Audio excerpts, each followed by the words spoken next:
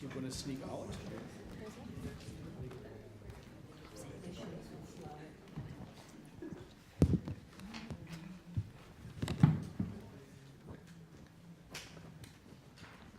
It's academic and it's theater and the place where they both meet. We have the audience and participants for each other. Intellectual practice is historical practice. It's called. Everyone, everybody, please. Examples of women sharing what it is that you do, sharing how you do that. There's no way you can ignore Latinos anymore. Working all around, you can come and see and talk about.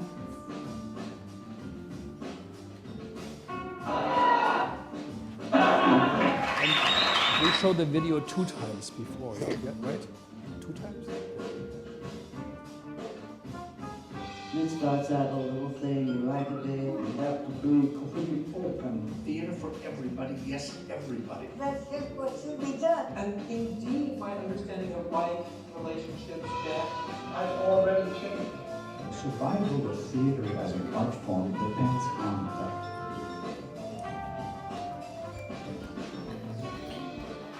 But there's room for it all. There's room for it all. Welcome everybody to the Martin E. Siegel Theater Center here at the Graduate Center CUNY, and it's our great pleasure and honor to welcome you to our first day of the Penn World Voices Festival. It's the significant festival for the Americas, maybe the largest ones. I think about 60 or 70 writers from all around the world are being hosted by Penn. It's a great organization. If there's any organization to support next to Greenpeace, now there's really Penn.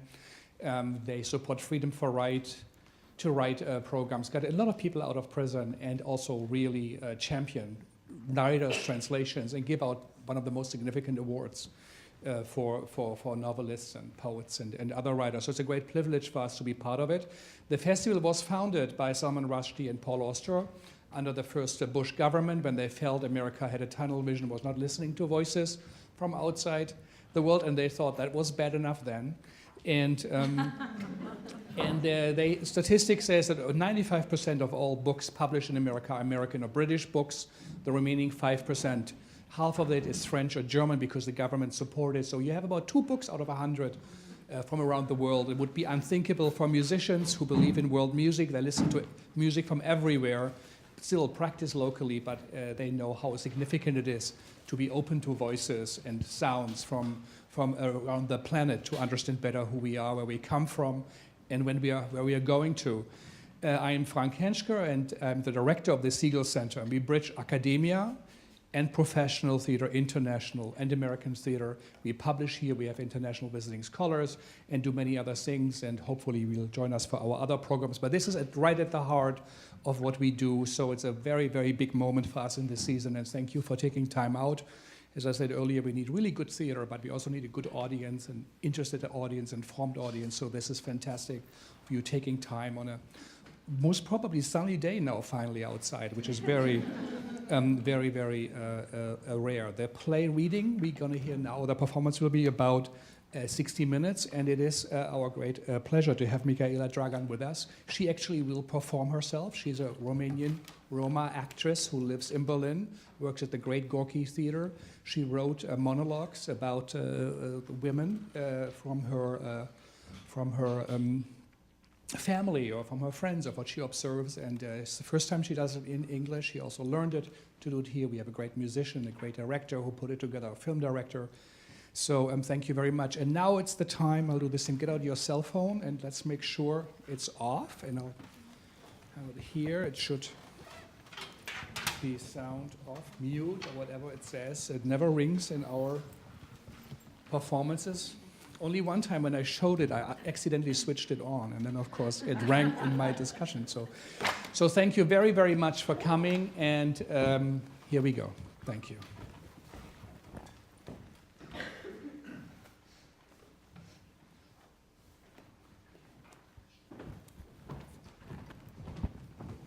Hello, La Chiriac, good evening, Mișto Abilen.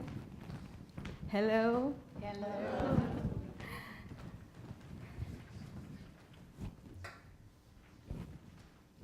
Mesem Mihaela Drăgan, ți-ai mesem României, which translates to I'm Mihaela Drăgan, and I'm Roma. Gypsy, that is. Well, actually, half. I'm half gypsy, the good half. Yeah, that's what I say to annoy the alt-right supporters. That maybe they are in the audience tonight. Oh my God, I hope not. Anyway, the other half, nothing special. Do you want to hear it? Yeah. I'm Romanian, and no, Roma and Romanians are not the same things. It's just a coincidence of names. Or actually, could be God's way to piss off the Romanians? Yeah.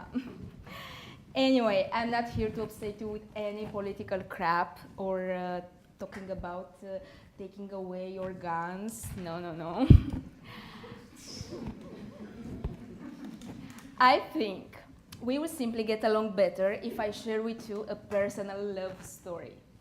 And trust me, you want to hear this. Ready? So, last year, I was at this Romani music festival near my village, and there were all of these musicians from all over Europe who played all sorts of gypsy music, like gypsy electro, gypsy punk, gypsy ska, gypsy hip hop. And when they heard that I'm a gypsy, oh boy, the look in their eyes, they were fascinated. Are you a real gypsy? Wow, so cool. A real one? Yeah. They were all, how do you Americans say? Freak out? Yes, this is the word. Yeah, so I'm sure you can guess what happened.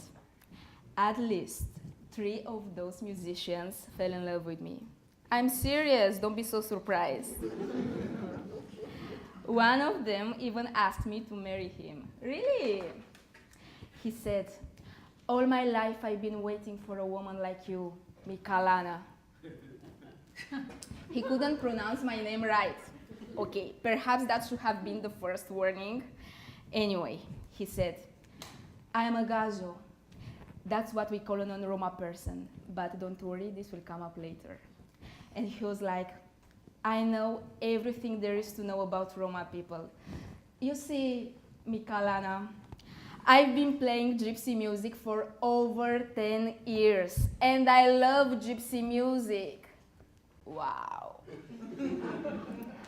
I have to admit, this impressed me.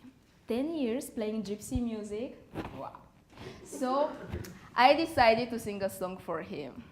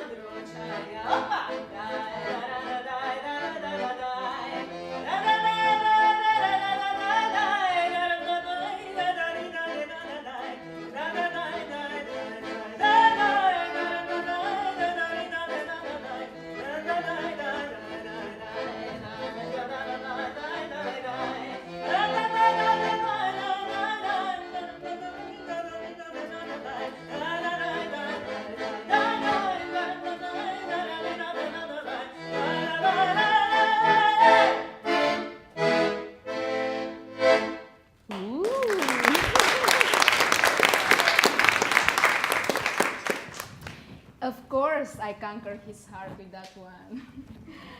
Before he left the country, he left me his CD signed. The best 2 days of my life, big kiss for my future wife. the romantic in me gave him a hair strand, along with my grandpa's gypsy song notebooks. He's a musician after all. And I also gave him one of the earrings I was wearing, and I said, I will keep one earring and you keep one till we see each other again. I will only feel whole again when both pieces are reunited. It took 3.5 months of talking on Facebook for him to finally ask me, wouldn't you like to come to Netherlands to stay here a few days with me? Well, that's all I needed to hear. So I borrowed some money and I got a plane ticket right away. I kept thinking, I have at last found my prince who will marry me and finally take me away from this country. I was so excited that 1 week before I left, I couldn't sleep or eat because he was all I could think about. And then, the day of my departure, I came down with major stomach cramps. Could you believe? I guess because of all the excitement. So, here I am, the princess who was waiting for the moment we would finally make love. And it was finally going to happen, and I won't be able to get off the freaking toilet. Oh my God, why is so karma so bad? But I was not going to lose this opportunity. So I desperately popped some pills just so I could feel a little better. Because, you know, I really had to be the woman he'd been waiting for all of his life, not some dirty gypsy. Lucky for me, or should I say for him, the pills held back the, you know what. Thankfully, the pills worked so well that I decided to wear a sexy garter belt and a mini skirt. But I was so wrapped up in the excitement and I was so happy that the cramps went away that I forgot it was the middle of January in the Netherlands. So I arrived. Oh my God, the wind was blowing up my little dress. And here I am, with my tiny stockings, trying my best to be sexy. So what? I thought, I am on a mission. I have to conquer him as soon as he sees me. You know what they say, first impression matters, right? And then I see him. Oh my God, my knees were trembling, and not because of the cold. You look great, he says. Yes, I glowed. And then we kissed. It was perfect. And after we go to his place. Kind of messy. Come on, Mihaela, that's how bachelors live, I said to myself. We tour around the house, and on the floor, I see some kind of plants left to dry on some newspaper sheets. You know, just like the ones my grandma used to pick to make tea. And after she picked the chamomile, she left it to dry. You know what this is? He asked me. Tea? Marijuana. Whoa, you can make marijuana tea? I brought some souvenirs from you after the show. They are here from Netherlands. Anyway, then I realized what was going on here. How can I be so stupid?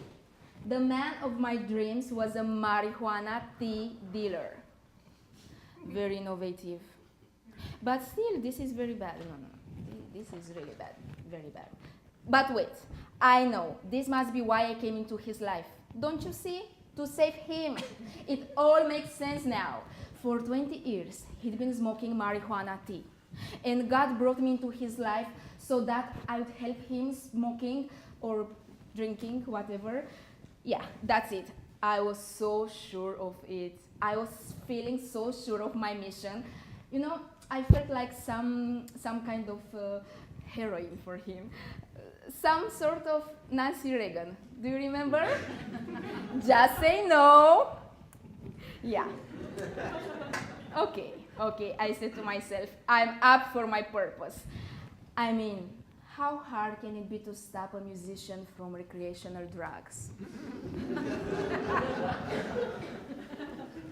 So, 2 days go by, and I was so stoned as well that I couldn't remember my mission so well. Moreover, it seemed like all of his friends were stoned all the time as well. So God couldn't expect me to stop all of them, right?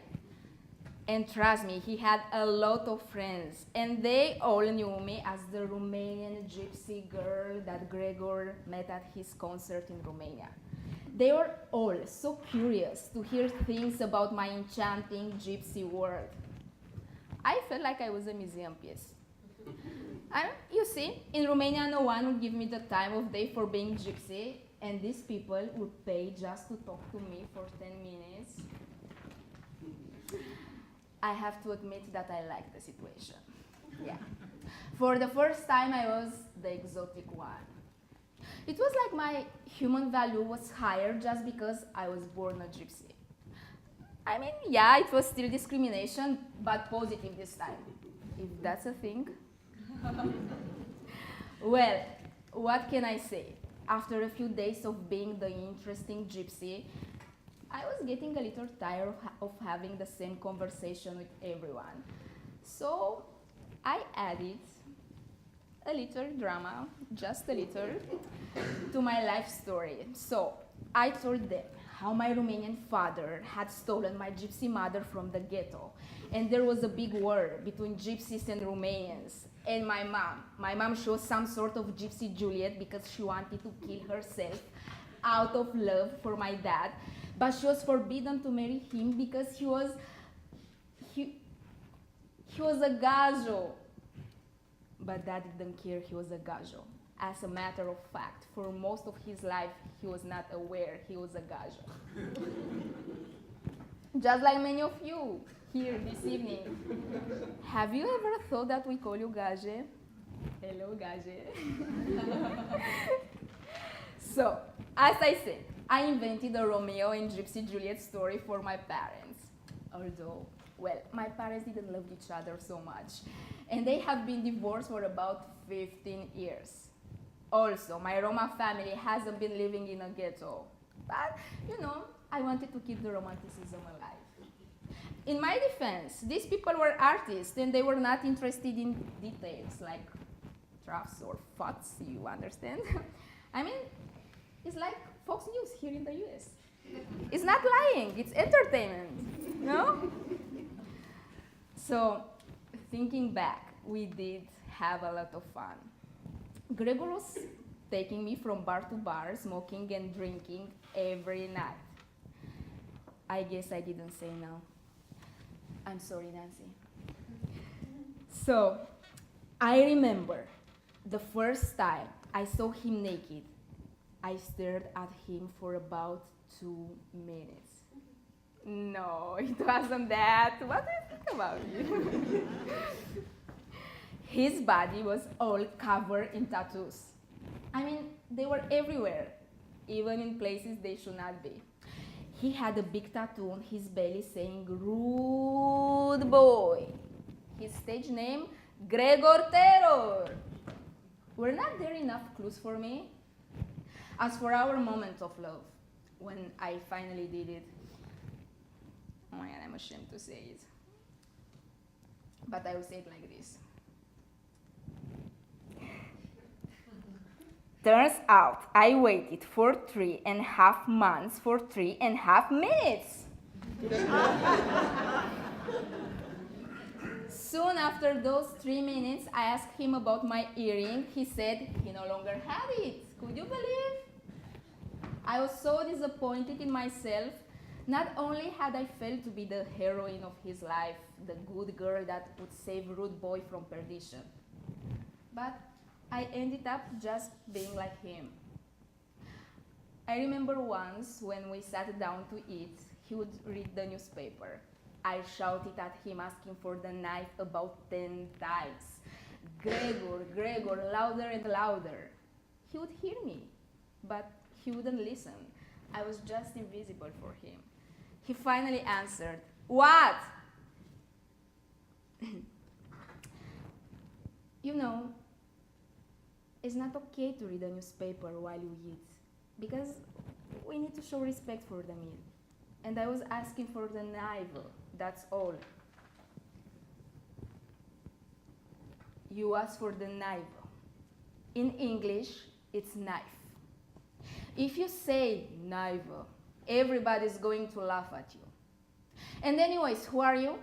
Virgin Mary in my house to tell me what's right and wrong? I always read a newspaper when I eat, and that's how I like it, okay? I was numb, I swear. I burst into tears, and with my shitty English and all, I said, listen there, you motherfucker. Hasn't anyone loved you enough in this life to show you how it feels like to care for anyone else but yourself? Needless to say, I returned back to Romania after all this adventure, depressed. This guy wasn't anything I imagined him to be. So I thought, would I be bothered with these idiots if I was a traditional gypsy? I would have married a virgin at 15 and actually maybe would have been better off. This is actually what I wanted to talk about in this play, about Roma women who married traditionally. And you know what? After all this hassle with Mr. Terror, I'm not so sure it's so bad to marry age 50. If the groom is a good guy, you know? I was thinking for a long time about producing a play about Roma women. So, FYI. Even if I will portray stories of Roma women who had struggles going to school, I want you to know that there are plenty of Roma women with an education. And the idea of an educated Roma is a big stereotype about us. So let's start. Ladies and gentlemen, I introduce you my first Roma woman, Maria. Someone, no, not yet. I'm still here. Someone told me about a gypsy Maria who married virgin. And I called her one day and I told her what it was about, and she agreed meeting me in the park. Hello, Maria. Wait a second. How do I recognize you? Oh, don't worry. You will have no problem recognizing me. I'm black and fat. Fat but beautiful, said her husband's voice in the background. All right. And me, you know, I'm black and short. So see you at the entrance. I waited for her in the park with my ex-boyfriend Răzvan, who was helping me film her story. Out of habit, we were holding hands. When he left for a moment, she said, "Why are you involved with a Romanian? You couldn't find a Roma like you? At least he wouldn't call you gypsy when you fight." Yeah, well, yeah, Maria. I mean, how could he call me a gypsy if he was a gypsy too, right? I laughed. But actually, Răzvan used to call me gypsy. How is my gypsy? Come over, gypsy. When we returned from the park after meeting Maria, I told him, "Dude, I don't want to encourage the use of the word gypsy. You know well it's used pejoratively and shows lack of respect. In our Romani language, the word doesn't even exist. So, since now, please use Roma instead of gypsy." "Okay, gypsy," he laughed. "And how would you like me to call you? My Roma, the capital of Italy?" "No, just my Roma." Finally, about Maria. She laughed all the time while telling the story of her life. Her marriage with Sergio, a Roma like her, Maria.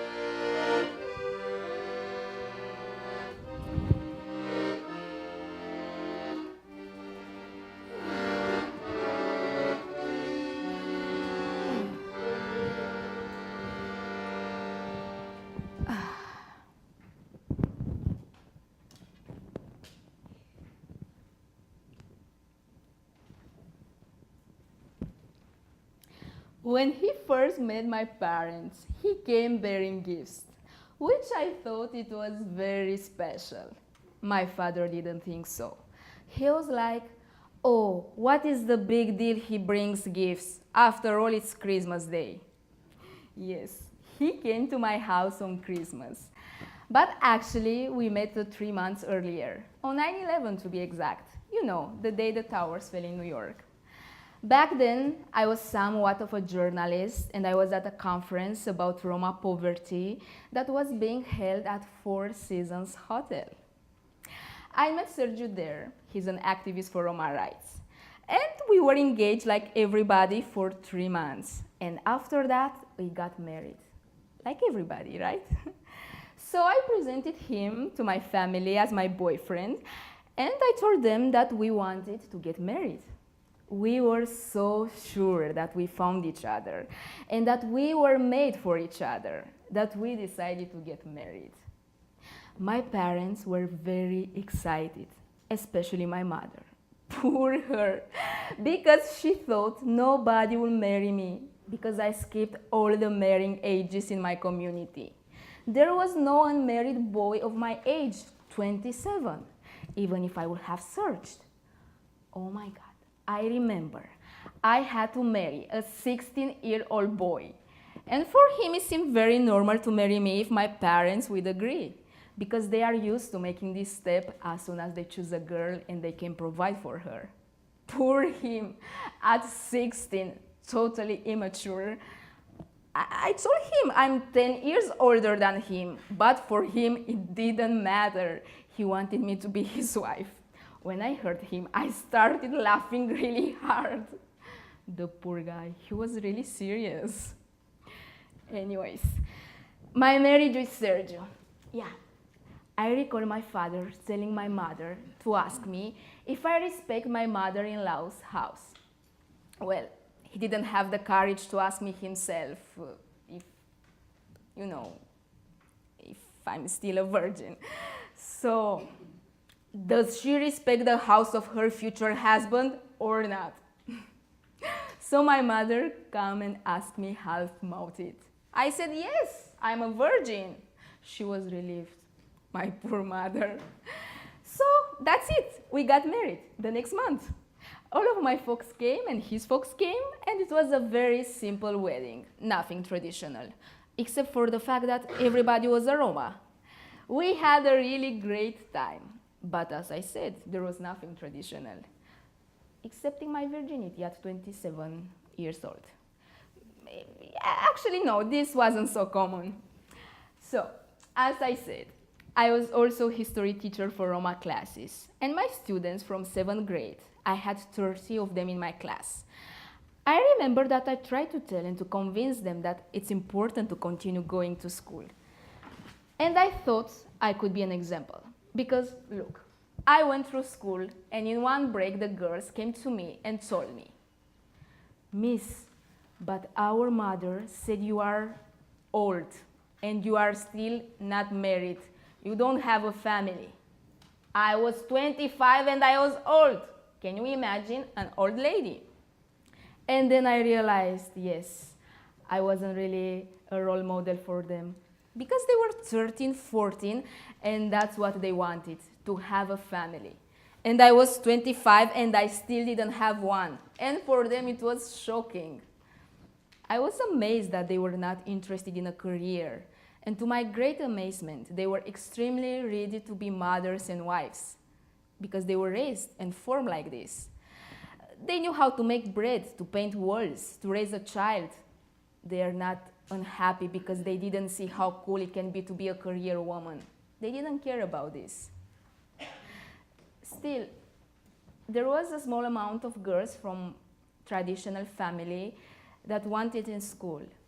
And there was this girl, her name was Sonia. You know, she made it all the way up to 90 degrees. And when she was forced to marry, she didn't feel comfortable with the situation at all. "I am the school," she wrote on the wall before she hanged herself. Yeah, because she started to have other options than the ones that were available in her community. Because in a community, when everybody lives the same and you copy their lifestyle, you don't have any reasons to be unhappy. You live the way you see.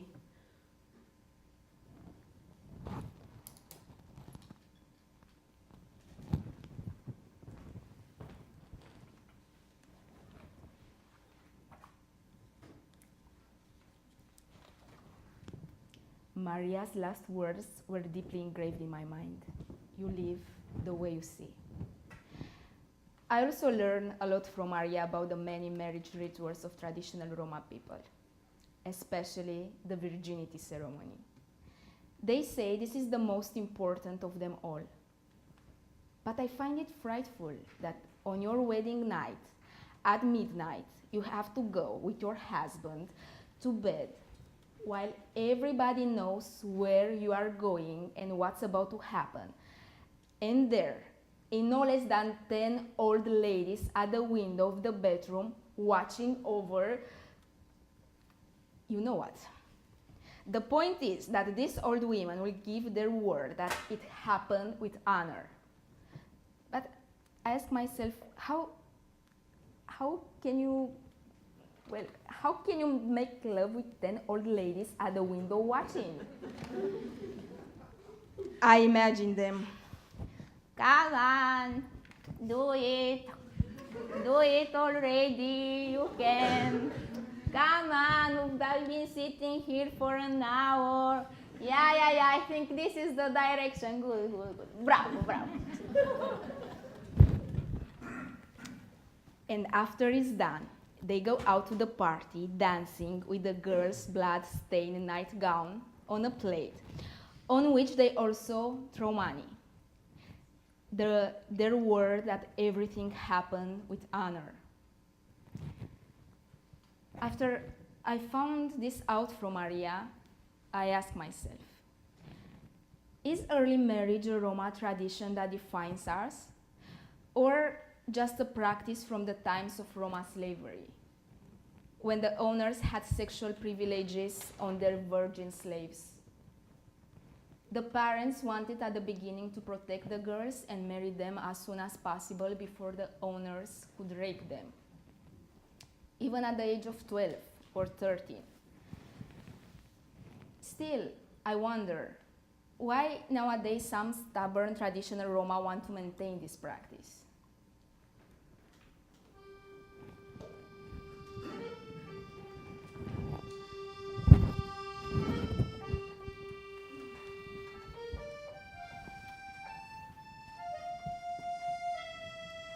Since the world was made, since then, we thought, who knows and understands where love comes from? From the eyes, from the eyebrows, there will be no more great sins. From the lips, from the eyes, with a look and a desire. From my eyes and my heart, with passion to have me. In my eyes and my heart, do I want to be your wife?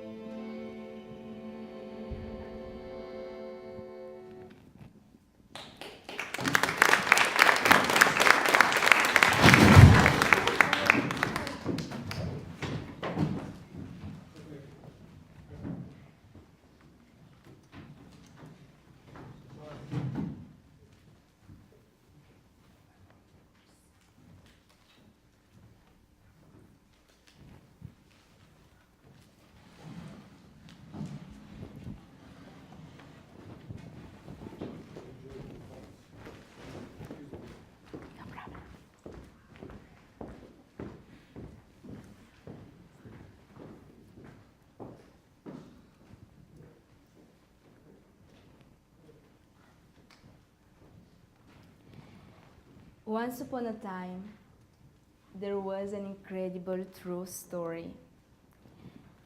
The adulteress, as I call it. And it goes like this.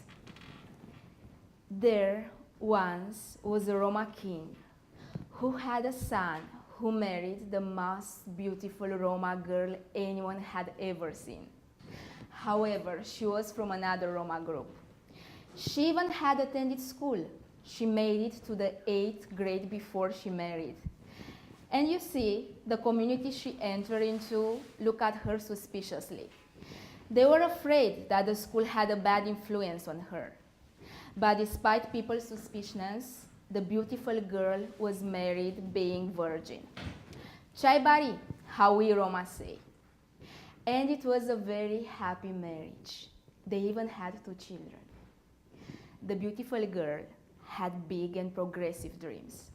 She dreamed to build a gypsy fashion house one day. She would talk about it all the time, even though most of the Roma consider that dreams are just for gage.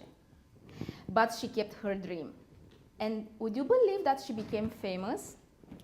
She once gave an interview for a famous fashion magazine. I forgot the name.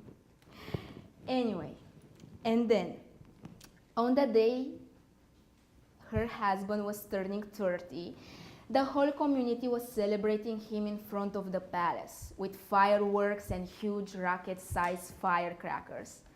It was going to be a great party. 3 of the firecrackers were successfully launched in the honor of the Roma king's son. It was an amazing sight. But the 4th had trouble to launch. So the son of the Roma leader had bent over it to see what's wrong. And at that exact moment, the firecracker blew. He had half of his head removed. The witnesses said, this tragedy was seen as a curse. The whole family was in enormous pain. And the beautiful girl, the wife, was widowed so young with 2 small children to raise. In fact, the family was in such pain that they even wanted to bring their son's body in the house. And this is something that is not allowed in almost all Roma communities, because the dead person is kept outside, is considered to be a cursed passing, a bad luck bearer. Bibacht, we say in Romani language. So the community was opposed to this, and his body was left outside in a tent. It was winter. It was heartbreaking how the mourners were crying.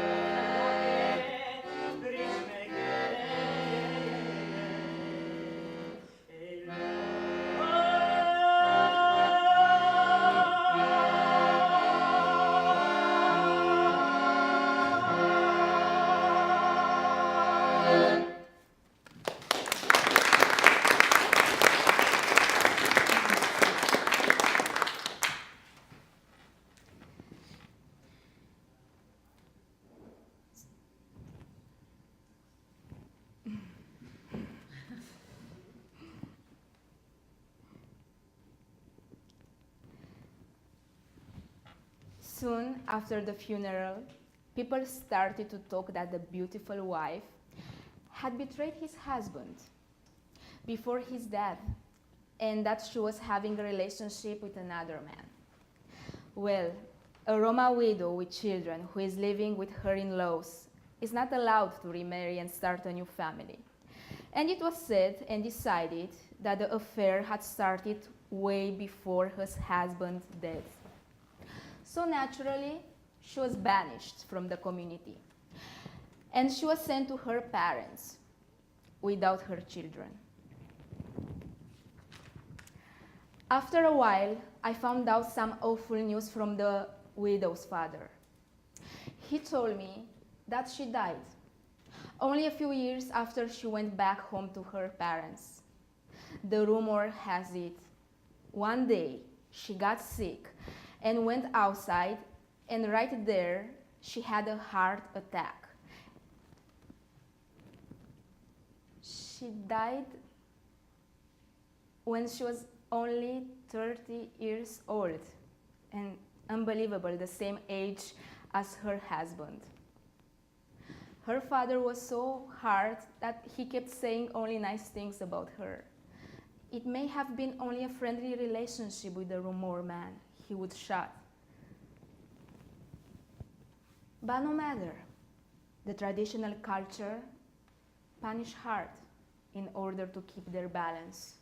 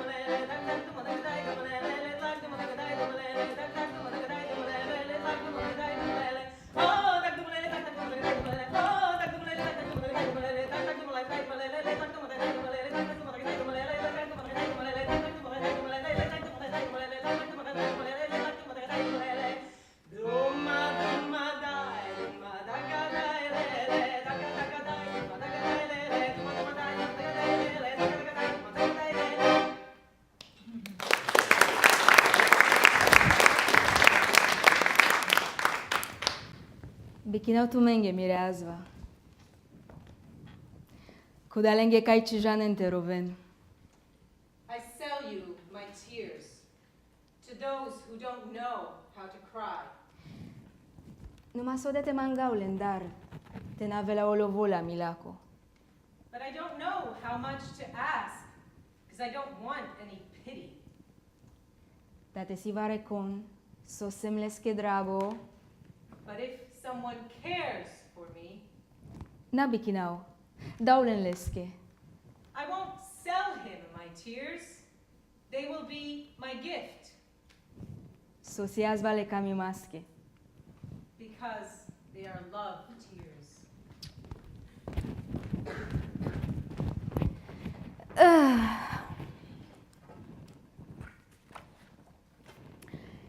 Tell me what you want me to start. I can start by showing you things from my closet. But drink your coffee first. Drink it. Very good. It has been made from a secret recipe from my mother, Bobocica. Don't worry, it will not affect your heart. And anyways, I have to throw away the cups you have been drinking from. That's the tradition. Please understand, you are not our people, so you have a different ethnicity. You are tainted, I'm sorry to tell you, because you don't live by our purity rules. Yeah. Yes, sure, I'm ready. Sorry, but in what magazine will be this published? How? Vogue?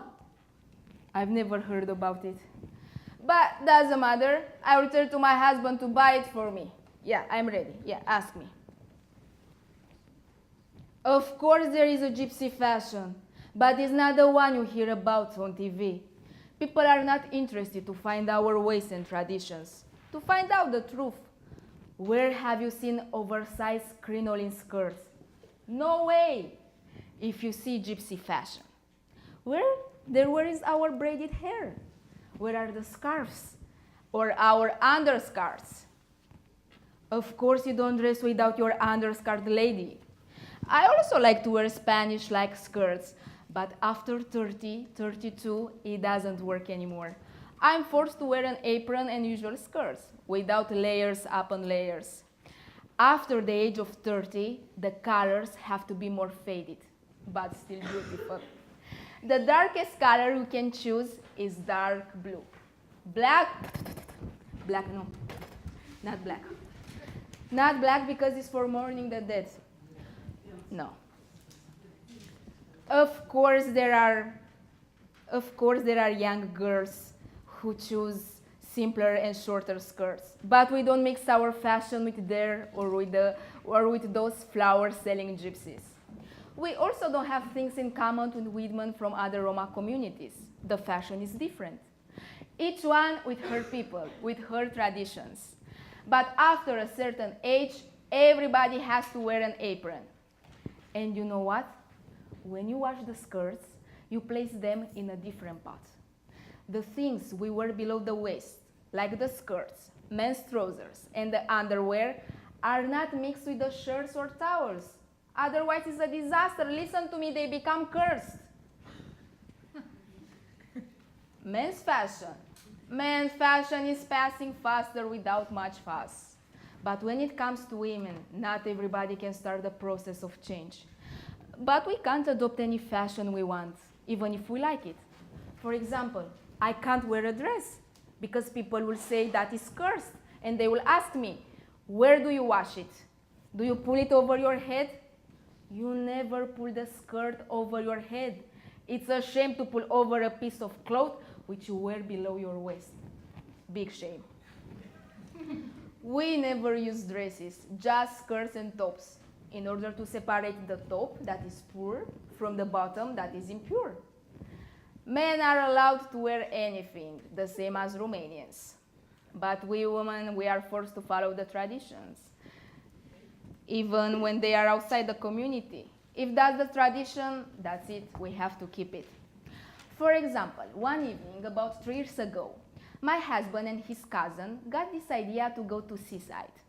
And we packed our bags, stuffed the car with bed sheets, got the keys, got the cousin and his wife, everybody in the same car, and we left.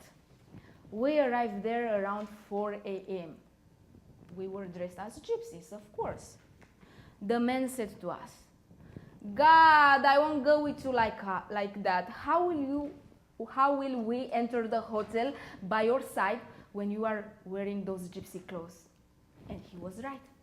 They were modern, the kids were dressed by the latest fashion, and we had our hair braided and headscarves. But just a moment.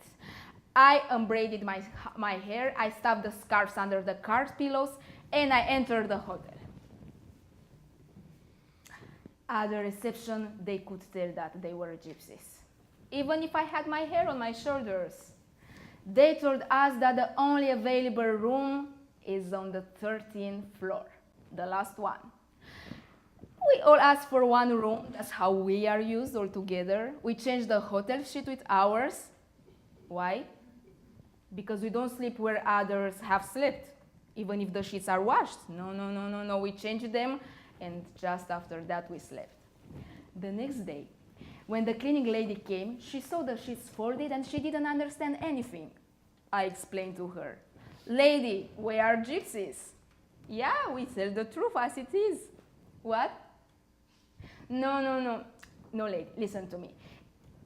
It's not that we want to separate ourselves from the gadget through our traditions. Well, let me give you an example. I jumped from an idea to another. I came here from a different community, from a village where I've lived mostly with gaje. And in our community, the first house was made by my grandfather. when he came back from the Transnistria camps. You know, the Roma genocide. So I went to school. I went to school, and only after that I married. And now, when the time has come for my daughter to go to kindergarten, people started to talk. They were saying that I will spoil her if I send her to school with the Gaje boys. I stood up for myself. So what? It's not like I didn't go to school where Romanians did, and I still ended up marrying a Roma. So I was followed by some women. They sent her kids to kindergarten too. But after, they started to say, if we are so many, why wouldn't they separate our kids from the Gaje? But won't they spend all their lives in a Gaje world anyway? And after that, they settled down. So, to get back to what I was saying, when we went to the sea, the people from the village were gossiping that we will forget about our traditions and will undress in front of each other. I'm only allowed to do that in front of my husband. So it didn't happen like that. Men bathed in the sea, but not for long because the water was cold. But me, I stayed on the sand being dressed the whole time. The men were laughing at me and Veta, but they didn't force us. They knew what the tradition is. But people around us were looking, making signs. We were looking strange dressed on the beach. Even if we wanted to look different than usual, that wasn't possible. Our men were telling us, look, you are not supposed to talk in our language around here. But it was difficult. I can't talk in Romanian when I'm among my people. Just doesn't come natural, you know? Yeah, well, even if we had money, we were hiding that we are Roma because we were humiliated and it was hard to find a way out. But the most problems we have is with the police. But I'm not afraid. If a policeman comes into my father-in-law's courtyard to ask questions, I understand his intentions. And I ask him, do you have a warrant? If not, I'm going to call all the media on your head. He asks for my ID card, and then I say, I'm Calofira Pita, the daughter-in-law of the gypsy leader. And I'm his right hand, and when he is not here, I'm in charge of all the responsibilities. Do you have any study? He asks. And I say yes. I might have studied more than other people around here. And if he sees that I'm standing my ground, he simply goes away, knowing that there is nothing that he can do to me. He knows that, and he knows that I know that.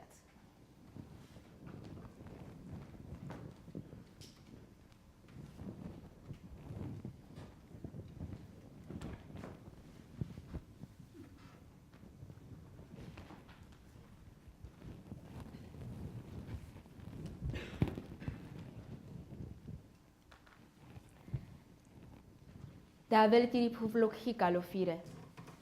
Tu savi ingeridian, jechci pen, zvuntovi ujo. May you rest in peace, dear Calofira, you who lived a life simple and pure. We would like to dedicate a song to Calofira, who was called the adulteress, and to her husband.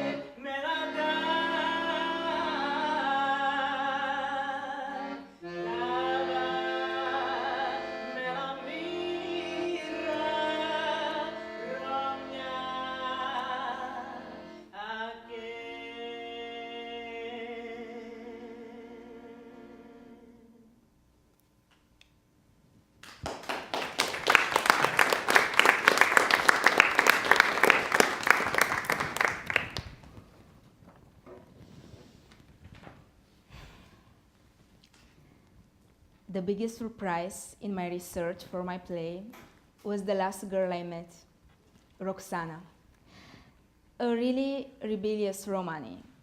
So naturally, I call her the Joan of Arc of the Gypsies. After I had already put together most of my material for my play, I began to have doubts that my subjects would be of any interest.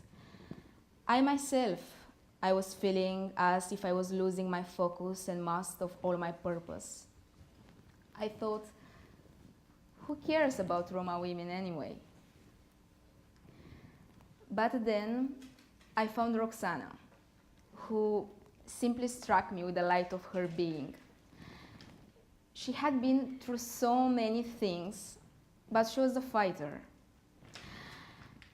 So much so she made me feel ashamed of every moment of my life when I lacked courage.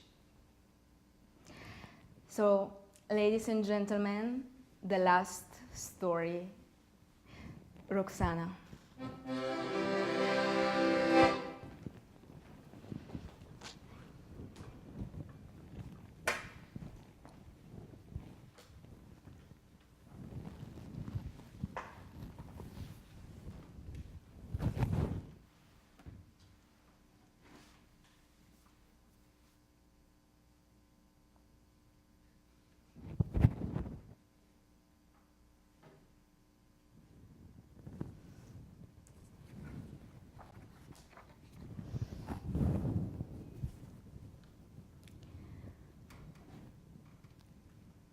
In order to not get married at 15, I had to change my religion and became a born-again Christian.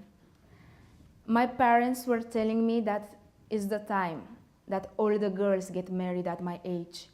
They will think I lost my mind, that I must have my own family. But I don't care. I'm your child. You must put up with me. To which they replied, okay, no problem. First we kill you, and after we'll throw you out of the house. And they would laugh after. When I had my period for the first time, I was so angry that I cried the whole day, because I knew that from then on I was Chaibari, a grown-up girl, and that they would expect me to get married. This is the sign.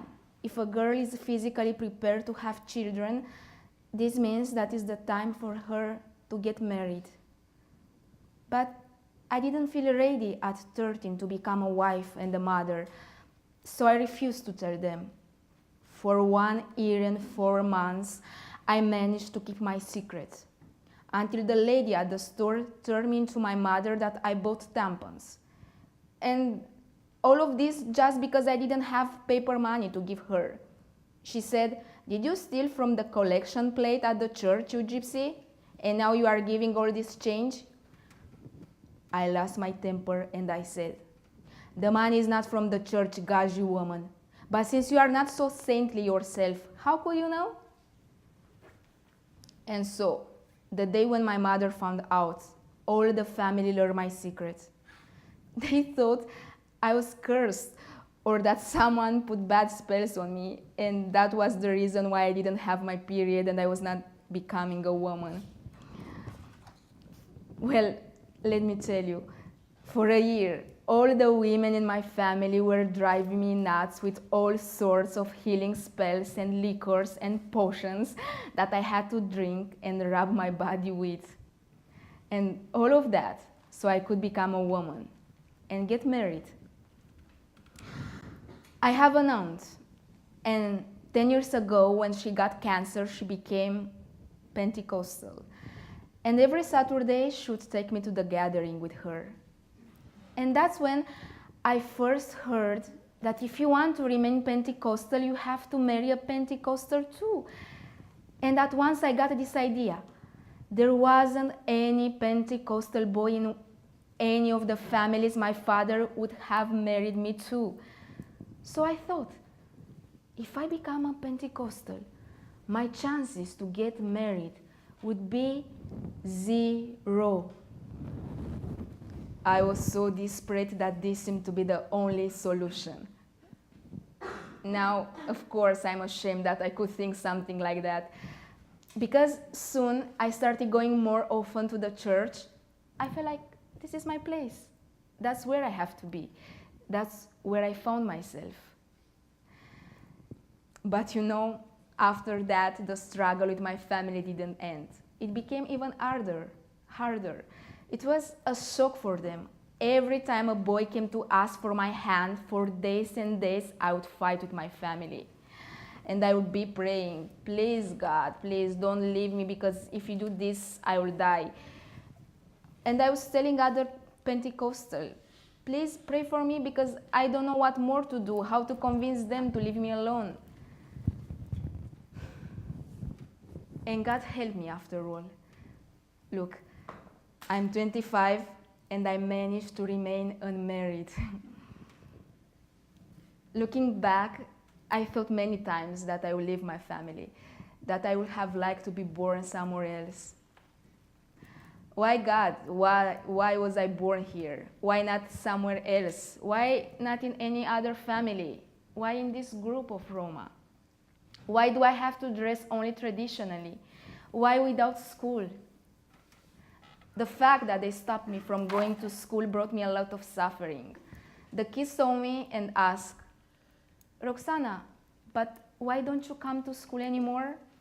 It was always hard to tell them that my parents didn't let me. Well, I just can't, I would say. I remember one day I was at the market with my mother and we met my French teacher. And the teacher started to cry. Madame, please let her go to school because now is the best age for her to learn. My mother was impressed. Wow, a teacher crying for a Roma child? I've never seen such a thing. But her impression passed quickly. The men were already looking strangely at me because I wasn't like the other girls. What they thought about a schoolgirl was, who knows what idea she might come up with from the school. Maybe she'll fall in love with a guy, she'll run away with him and then we'll never find her. My dad used to tell me, look what people say, they are spreading rumors about you. You know, for many years being a Roma was a problem for me. It seemed to me that I was thinking like a Gaji girl and I didn't know what was happening to me. But since I've been working in a project as an educational assistant for Roma children, I've started to see things differently. I help the kids with their homework. We went to museum, we watch movies, we analyze them. And yeah, I realized that not everyone affords education, that they are segregated in the school. There was a case that struck me so deeply. One day I got to a class where two of the children were Roma, and the mother of one of them just arrived at the school to ask the teacher to move her child from the last desk near the window. This is usually the place for misbehaved, not to mention that near of the window in Romania is absolutely freezing, even in the summer.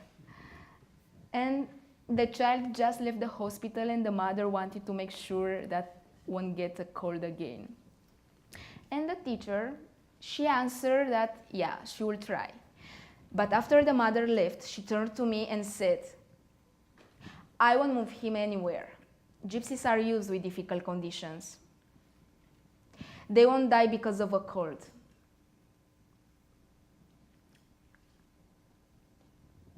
I don't know why, but I wasn't able to tell that I'm also Roma. And I left asking myself, what made that teacher believe that we Roma, we don't suffer like the rest of the people?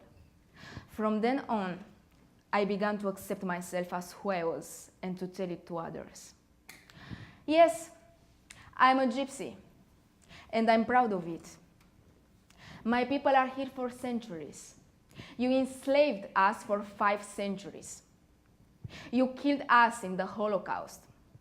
And now you don't want to interact with us?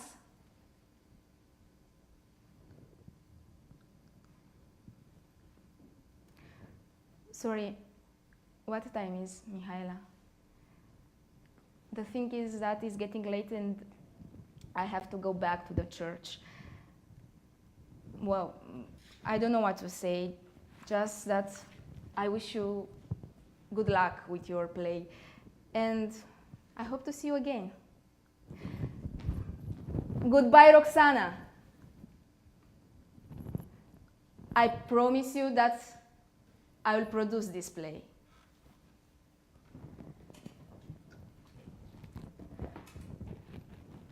Because Roxana's message has to get across.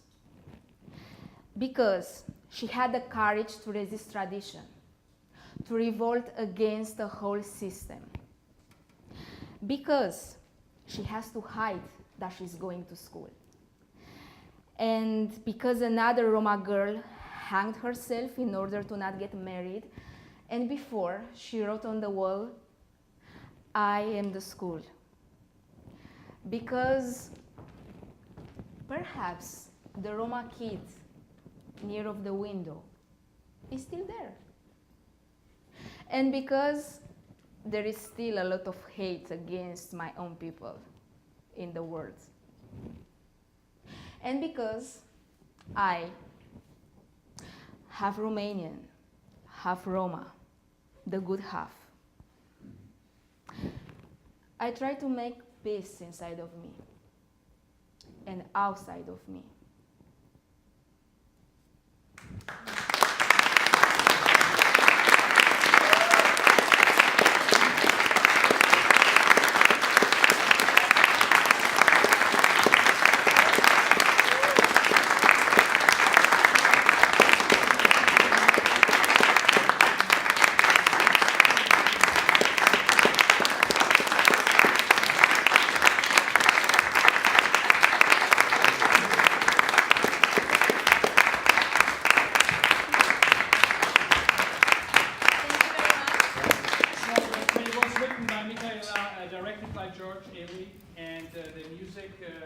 Was performed by. Thank you so much. Beautiful. Is Claudia Campeanu. So thank you so much. Maybe we have a short discussion, maybe a bit over time, but at 8 is the next reading, but still we have some time. I would like to ask Diana to come and join us. And closer.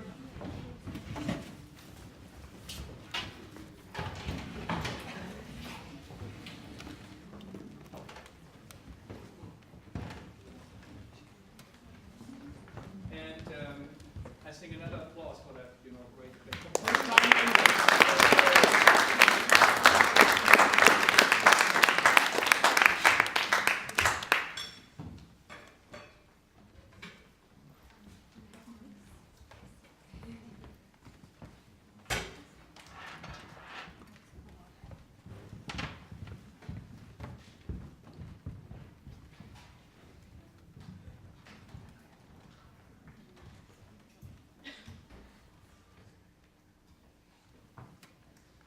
We're also recording it and live streaming it, so we need the microphone so only that you hear better.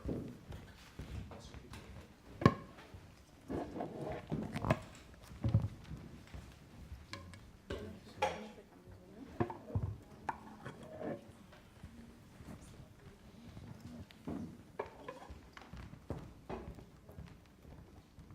All right, so thank you all for joining us tonight for this beautiful performance of Mihaela Drăgan's Duma, a very timely play, I would say, which speaks in many interesting ways to the theme, the general theme of this year's Pen Festival, which is Reimagine and Resist. And we'll have a brief panel discussion about such acts of resistance and reimagining with reference to Roma theater and Roma art. My name is Diana Benea. I'm a Fulbright scholar this year at CUNY, and I'm also an assistant professor of American Studies at the University of Bucharest in Romania. And I'm very honored and very excited to introduce the panelists, Mihaela Drăgan, who you just saw, actress and playwright and activist. Thank you for coming all the way from Romania via Berlin, I think, right? Thank you for inviting me. And filmmaker George Eli, who directed this piece, as well as musician and musicologist Petra Gelbert, who offered beautiful live music. Thank you. Thank you for inviting us. Thank you. Mihaela, if you need the mic. Okay. She already had. So, Mihaela, I was wondering if you can tell us a little bit about the play. What made you want to write this play? If I'm not mistaken, this is the first play to address this topic of early marriage in Roma actually, communities. it was the first play that I wrote. It was like 6 years ago, and now when I'm looking back, I find it very differently. Yeah, it was like this. I saw Roxana, the last character, in a documentary film about early marriage, and I was very impressed by the things that she said. Like, I mean, I'm a Roma from an untraditional family, so this topic, it was very away for me. But what Roxana said in documentary really impressed me, and I wanted to get to know her and to get to know Roma women who are living in traditional families and they are dealing with early marriage. So I met Roxana, and after I wanted to produce this play. I was like, I have to do this theater play. It was for first time when I approached this topic, and my identity in a theater play. So for me, it was like it was very important for me because it was like for the first time speaking about my identity in a theater play on the stage. And I felt that it was also like a coming out. And but in the end, after I met all the girls and all the women that I spoke with them, it was like it was not anymore about me or about my life or my career or my. It was just that I felt that these women voices have to be heard. So it wasn't anymore. My thing like an actress. So yeah, it was a documentary theater play. So I just wanted to have the voice of the women in this theater play. And now I'm doing, when I'm looking back, it's very funny for me because I will not do, documentary theater is the only documentary theater that I did, and I'm not anymore into this. But because I came here in the US, where Roma community is almost invisible, I said, okay, I have to show Del Duma because it really gives you an introduction into who are Roma people. And maybe if I will show something more complicated like Gajo Dildo, another theater play that I did after, maybe it will be difficult for the audience to get it.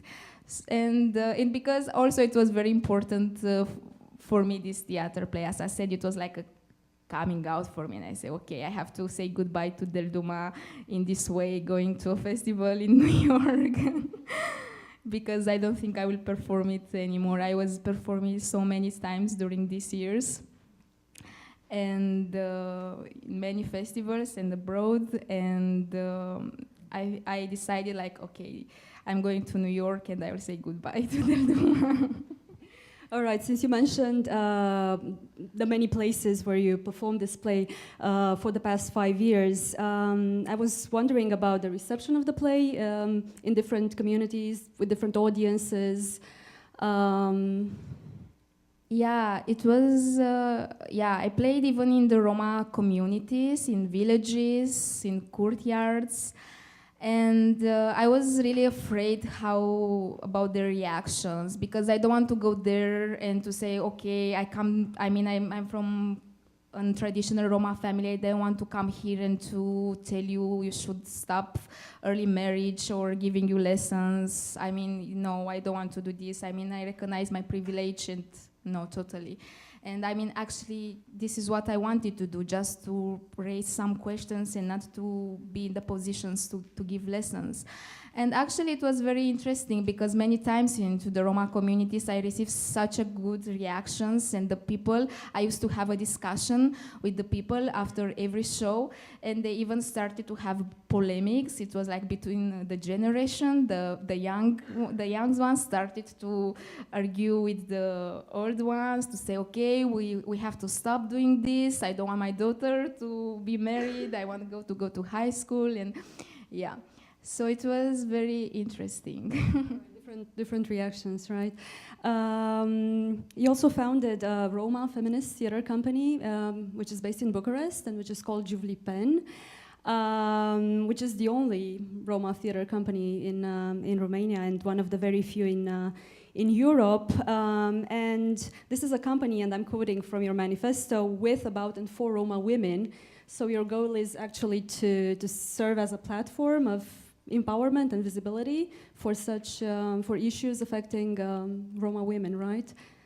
Yeah, it was like this. After Del Duma, I really thought, okay, I mean, this was the only play where I approached this topic of my identity. But after Del Duma, I felt that there is a need for our voices, and I mean, I have to define myself as a Roma, and I mean, the fact that we are so few, I mean, the fact that we don't have a theater in Romania or in Europe are so few companies is like we are marginalized. So there is a need for a Teatro Roma company because there are Roma actors and we need a space to reclaim it with our voices and with our bodies and to tell to people the things that because I don't know, I mean, we are from centuries, for example, in Romania, and yeah, I mean, the people, they don't even know that there was Roma slavery for 5 centuries.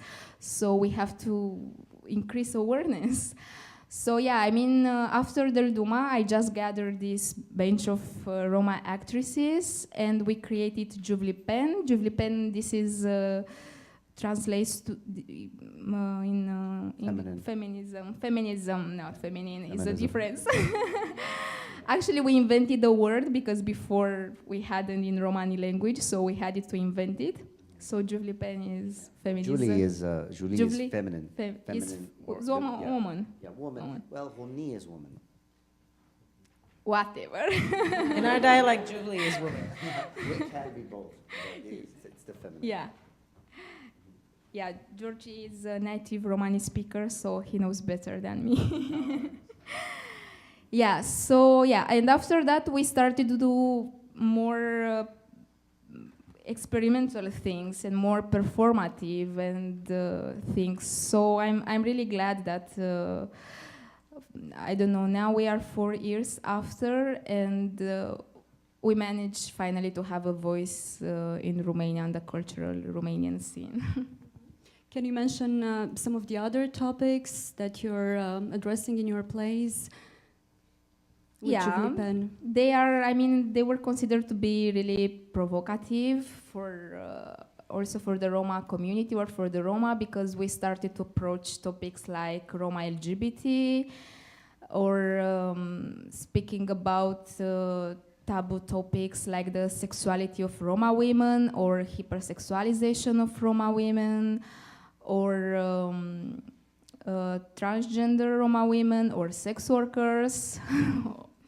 Yeah, so yeah, we approach a lot of provocative things, and we think it's the time to speak about all these topics. I mean, for example, when we launch Gajo Dildo, you get it what means a gajo, yeah? And dildo, for sure, you know. Oh my God. So it was like, for the first time we had a lesbian Roma character, and it was very interesting because the Roma LGBT people came to us and they said, this is for first time when someone take us into consideration, because as Roma we are rejected from the LGBT community, and as gay or lesbians we are also rejected from Roma community, so there is no space for us. Yeah. So Yeah, this is what we are doing. I mean, of course, we received a lot of criticism for approaching such provocative topics, but I think art should be radical and provocative, and I don't want to do something else. You also mentioned, you just mentioned this intersectional discourse that informs your work with the company. And you often reference intersectional feminism as one of the theories that serve as inspiration for you. Could you please talk a bit about that? Yes, I mean, our activism grew up all these years, and we started to organize lectures. We were inspired by Black feminism. We read, I don't know, Angela Davis, Maya Angelou, all that things, because we wanted to create also a Roma feminism, and that we wanted to separate for the white feminists and to adopt an intersectional feminism. So, yeah, I mean, all our plays are about Roma women, and they have an intersectional approach. All right, since we're quickly running out of time, a brief question for George and Petra. How was your encounter with Mihaela's play? How did you approach the play and the text, the soundscapes for Petra? Well, first of all, I want to say it was eye-opening for me. The material was eye-opening because I'm also Romani. I'm from the Czech Republic, and our, tradition is such a funny word. There's such a multitude of Romani traditions, and I think, again, it's hard for people to understand. We are as diverse as, for example, Jewish people. So if you imagine all the different cultures that come under the word Jewish, that's how it is. And so we don't have the same kind of communities in the Czech Republic that Mihaela's play is talking about. So to me, it was like, okay, trying to find the parallels within my own family, for example, and there are some parallels, and certainly, the idea of, well, why should I attain a certain level of schooling? Now, for us, it's, we're not talking going to 8th grade. That's a given, right? But maybe why should I go get a certain diploma or go to college? And really, throughout Europe, the issue is it's so hard for Romani people to find work. That is really hard to motivate, whether it's a girl or a boy. To motivate people to stick with it through all the discrimination that happens in school. So it was just a lot of food for thought for me. And in terms of the soundscape, I was actually, it was a collaborative effort, and so we kept a couple of the songs that Mihaela's had there in the past. One of the songs, the one that came after, sort of the funeral song after the death of the husband, I actually took a song that I had already written lyrics to previously, and I changed them to, I mean, I know none of you understood this, but they were actually very fitting. Tell them the name. Tell them the name of the song. So Choro Choro is, the poor one, and so it was a war protest song, but now I was talking about, dying and sort of the, he went away from his wife and from his mother by dying. And then the wedding song was an actual wedding song. And again, I thought really what would be fitting, and it's a song that's about a wedding, but it talks about honor, and it talks about sort of this idea of suffocation, and it talks about a girl. So then maybe you heard that at the end of that kind of very peppy wedding song, it got very somber. So I was trying to convey, even though people don't understand Romani, I was trying to convey that there are these complexities to, these cultural phenomena. What I found, I was worried when she sent me the play because in America, like she was saying, that we're like hidden, like there's not a lot, and an American audience is not ignorant to the Roma situation. They're just unaware. They don't know. They don't know about all these things. And I was reading the play, and I was translating into English, and my big thing was, I would tell her, I would say, you have to pause because they've never heard this for the first time, girls getting married at 13. And to me, it was very normal. I grew up in a Roma family, very traditional in America, third generation American, and we still do all that. I related to every one of her characters.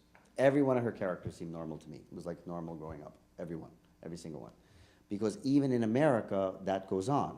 It's actually very interesting, Diana, because, you know, American laws protected our people because much like the Pennsylvania Deutsch, when we came over, we kept all of the traditions and we were allowed to because of American law.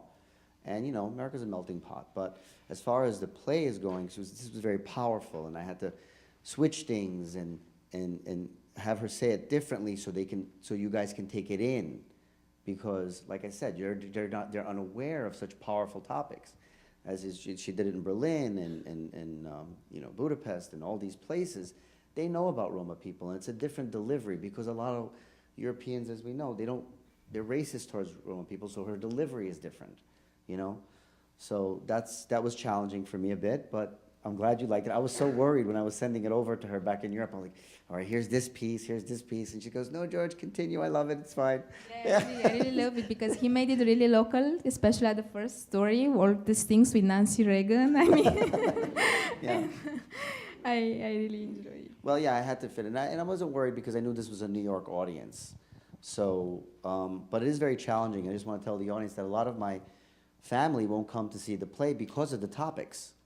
And not because, I mean, they'll see her, she's not forbidden from the family or anything like that. It's just, it's not, the provocative topics are not spoke about amongst each other, you know? And it's not it is progressing here in America. It's not a feminine thing and it's not a masculine thing or anything like that. It's just an embarrassing thing. That's what it's turned into, like, oh no, that's embarrassing, you can't say it in front. Like when she just said about her second play, I don't know if you noticed, I turned to her, I'm like, oh my God, I'm so glad my daughter-in-laws are not here. But yeah.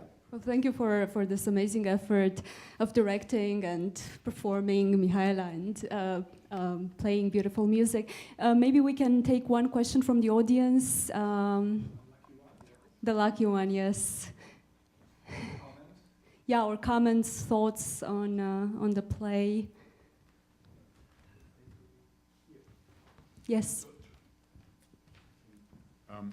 Given the stories you were telling, could you just say a little bit about some of the factual matter of background, how frequent or not frequent are Roma and Gaiju marriages, and in general, how do more traditional Roma communities treat Roma who marry someone not Roma?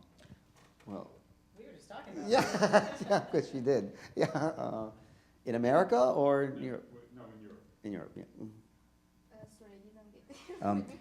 I know the answer is going to be different for every group and every country and every how collectivity.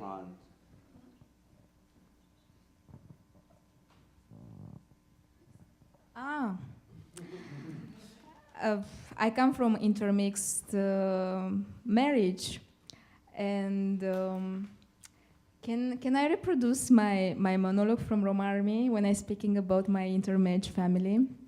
It's like this, but maybe it's an exception. Is like I have to speak you about the intermixed marriage between my Gajo father and my Roma mother. My Gajo father loved her so much. Very rarely he called her a dirty gypsy. And he beat her up only when she really deserved it. That sounds very familiar. Actually, here in America, it's frowned upon because it's about preservation of the culture and not, you know, I don't know how anybody else, it's not about racism, it's about preservation of the culture. And we mentioned, it's much like the Jewish people Petra mentioned, it's like before Israel, when, you know, the Jewish mom would want to, you know, marry a nice Jewish girl, don't do that. It's a survival instinct. But when it does happen, it happened a lot in my family, we just want the Gajo person to convert. Or, you know, it's true though. It's like, yeah, be convert. And when they don't want to convert, let's say they're Italian, we'll say like, well, why don't you want to convert? Well, you know, I want to preserve. Well, don't worry. You know, the government of Italy is preserving your community. We don't have that. So convert to Romani. That's what we would say. So. All right, maybe we'll end on this note. Thank you all again for joining us tonight, and let's give another round of applause for Mihaela and George and Petra. And And thank you very much for being here tonight. Thank you so much. And thank you, George and Petra and Diana, for everything that you did these days. You know I love you.